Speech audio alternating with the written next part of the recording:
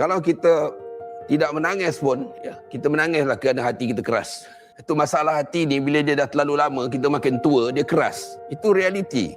Satu lagi yang perlu kita azamkan di bulan Ramadan ini, nak menunjukkan kesungguhan kita di dalam beribadah dan membangun jiwa kita, ialah dengan kita banyak mencurahkan air mata. Kita kena banyak menangis di dalam doa kita, dalam qiyamul lail kita, dalam munajat kita. Kerana tangisan itu menunjukkan kita bersungguh. Tangisan itu menunjukkan dia datang daripada perasaan, dari dalam hati kita. Kalau kita tidak menangis pun, ya, kita menangislah kerana hati kita keras. Itu masalah hati ni, bila dia dah terlalu lama, kita makin tua, dia keras. Itu realiti. Kerana Allah sebut juga di dalam Quran tentang orang Yahudi, ya.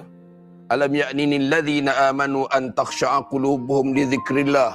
Tidakkah sampai masanya, ya, hati manusia itu menjadi lembut dengan mengingati Allah. Hati yang sensitif, bukan hati yang keras. Summa qasat qulubuhum, hati menjadi keras.